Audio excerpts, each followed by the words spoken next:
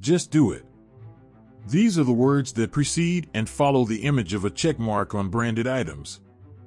They are the licensed trademark of the Nike brand, and while many might want to think the Nike brand has always been one to start and work in the face of whatever opposition comes, this wasn't the case. Today, the now brand and pattern Nike began with one man, and in this exposition, we get to see the details of how one man was able to get it done, building a multi-billion-dollar company from nothing but shoes in less than 6 decades. So, where did it all begin? The man Phil Knight and the unusual idea that would change the world. The history of Nike would be very much destitute if a key figure is excluded. It is, in fact, safe to say that without this man, the Nike brand would never have begun. The history of Nike begins with a man known as Phil Hampson Knight. Phil Knight was born on February 24, 1938, which makes him about 84 years as of the time of this report, in Oregon State, United States of America. Phil was like every usual student, dutiful in class with an in-depth desire to always put his ideas to fruition.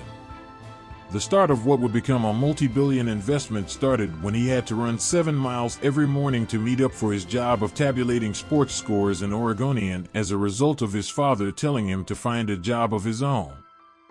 This training of miles of running to his part-time job each morning helped build Phil into the athletic physique he got. He was so good that in his university days at the University of Oregon, he won several varsity letters for his track performances, especially between 1957 and 1977, while under the famous Coach Bill Bowerman. His time as an athlete was wonderful, which would help shape the idea that soon came to his mind as a scholar of the Stanford Graduate School of Business. The year in history at this point is 1962, and Phil Knight is a new graduate of business school hoping to enter into the business world as a big-time entrepreneur making waves. Unlike others, he had an idea he had nurtured in one of the courses of his business classes. He had written a paper titled, "Can Japanese Sports Shoes Do to German Shoes What Japanese Cameras Did to German Cameras?" This idea, which would lay the foundation for his first shoe business, was born by the noticed shift in the use of the prior dominant German cameras in the American market, thinking the same would work in the sports shoe industry. So, what did he do? He set out to make that work. A partnership that would shake the sportwear's industry. In November 1962, Phil Knight set out to Japan like every other tourist, but had the mindset to look out for sports shoes and branding in Japan. While his tour expanded, it took him to the city of Kobe and the shoe brand Tiger Shoes.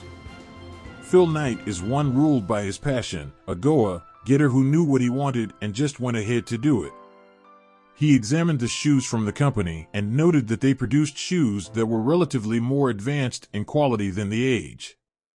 Determined to succeed in this quest, he presented himself as an American shoe distributor. He arranged for a business meeting with the company founder while coming up with the name of his made-up company on the spot. Swayed by the sheer height of confidence Phil had in championing the sales of Tiger shoes in the United States of America, the deal went through. By 1963, Phil Knight had become a shoe salesperson from the back of his car at running events or other sporting activities. The idea was spectacular, but sales were far from encouraging. He did the next best thing he could think of, contact the one man he knew had the expertise he needed to improve his shoes and get them to the right audience. He reached out to Bill Bowerman. Bill Bowerman was the coach that trained Phil Knight as a track athlete while he was an undergraduate at the University of Oregon, and Phil was certain that Bowerman was the one to get the Blue Ribbon shoe brand to the top. He met with the famous coach, pitching his idea to Bill Bowerman, who liked the idea a bit too much and advanced it from just buying a shipment of shoes from the hands of Phil to investing in the business as a founding partner. By January 1994, BRS was set to take the world at a greater storm, and with $500 each from both founders, BRS had $1,000 in credit. The first partnership shipment would come in by April of the same year with 300 pairs of shoes at $3.33 a pair. From this, business was great, and in the first year, over $8,000 worth of shoes had traded hands from Tiger Shoes, the BRS brand, and their final users. By 1995, the revenue had increased to $20,000, giving them a chance to open their store in Santa Monica and hire one of the best salesmen the world has ever known, Jeff Johnson. The partnership produced a two-man business. One man was charged with the duty of handling the business, while the other man focused on experimenting with the shoes from Tiger, expanding his knowledge while creating designs. The birth and growth of Nike Incorporated. From his days as a coach, what distinguished Bill Bowerman from many other coaches was how his trainees attained records others thought impossible. These records came as a result of his persistence and experiments in finding better shoes for his track athletes. Bill Bowerman, out of the coaching field, kept his experiments ongoing. With every new shipment that came into the business from the Japanese shoe brand, Bill took a couple of the shoes and opened them up to see what they were made of. He made little improvements to the designs and makeup of the shoes. He sometimes added to the shoe cushion or used different materials. But he sent feedback to the company on every change he made and improved the shoes, notifying them of the new changes and designs he had constructed with all they had received. Then came the bullet designs that were more accepted than the original design made by Tiger Shoes.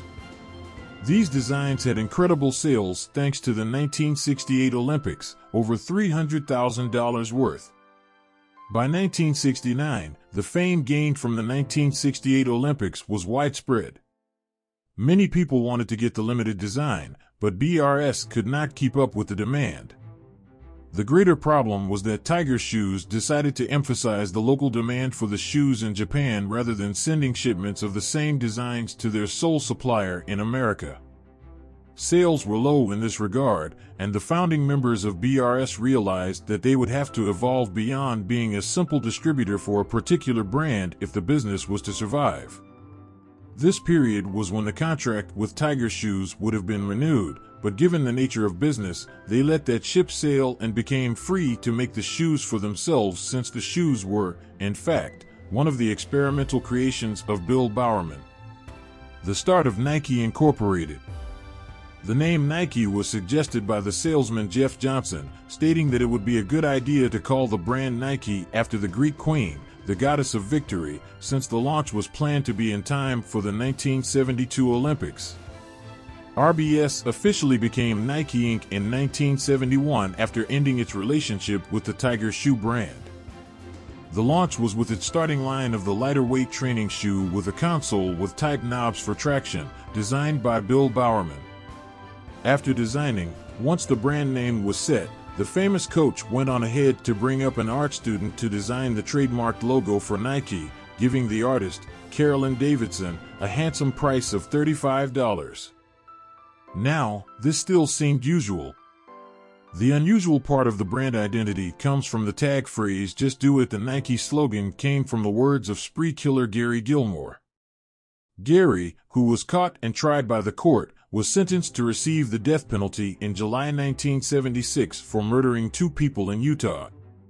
Gilmore was asked if he had any final words before the firing squad arrived, but all he had to say was, "Let's do it." A decade later, Whedon plus Kennedy's Dan Whedon was tapped to create a Nike tagline. Something about Gilmore's words just seemed to fit. The word "let's" was interchanged with "just," which has remained Nike's trademark tagline ever since. The trials that lurked in the shadows. While the media would let you believe that the Nike brand has been out of the controversy pool for quite some time now, it has not always been like this. One of the most profound that still dents the brand's image to this moment is the controversy many nicknamed sweatshops. This came from the unanswered history and complaints of labor practices against the brand. It was found that the company had an illegal practice of finding cheaper labor to perform the same function that high labor would have, with the same quality of goods produced. Their factories were around North Korea, China, and Taiwan. In 1991, Jeff Ballinger reported on Indonesian workers' poor pay standards. Shortly after, Harper's Magazine published a story of an Indonesian employee who worked for 14 cents per hour. With the 1992 Olympics drawing close, many persons called for the boycott of the band and pressured top ambassadors to denounce the brand. In the end, Nike created the Fair Labor Association in 1999 to audit 600 of its factories between 2002 to 2004. The scars of this controversy linger concerning Nike. Then there is the more recent controversy of 2018 with Colin Kaepernick. On Labor's Day in 2018, the brand made a tweet with the 49ers quarterback as the new face of the brand. Prior to this time, Colin had come under hot backlash for being the only player with the audacity to bend a knee during the match towards the protest of police brutality against Black Americans. While Colin was sidelined and unsigned by any other team and manager after this event, Nike made him the face of the brand with a tagline that reads "Believe in something, even if it means sacrificing everything," with the Nike slogan, "Just do it below." Then came the battle with eco-friendliness. At first, it was an issue with using non-reusable materials that would prove harmful to the ecosystem, especially with a company as large as Nike. However, in recent times, the criticisms surrounding Nike revolve around chemicals used in products that are harmful not just to the product users, but primarily to the factory workers. The allegations have persisted. Yet, Nike refuses to take responsibility for its actions, which still doesn't resonate with many of its customers. What does this mean for their sales? Nike today. The top 5 designs from Nike today remain the starting out Cortez shoes, Nike Air Max, Nike Air Jordan, Nike SB, and the Nike Air Force. Since its establishment, and amidst all the controversies that cast a shadow on the brand, Nike has remained one of the world's best shoe manufacturers. Strategically, Nike has acquired a number of cooperation through the years of operation, starting with Cole Haan in 1988, Bauer Hockey in 1994, Hurley International in 2002, and Converse in 2003. While Converse remains the only subsidiary of the Nike brand under the leadership of John Donahoe as its CEO, Nike is said to have a market evaluation of $244 billion, with over 1,100 stores all over the world. Through it all, certain names have helped bring the Nike brand to what it is known as today. Without each of their inputs, there is a high chance that the idea of Nike would never have been birthed or established.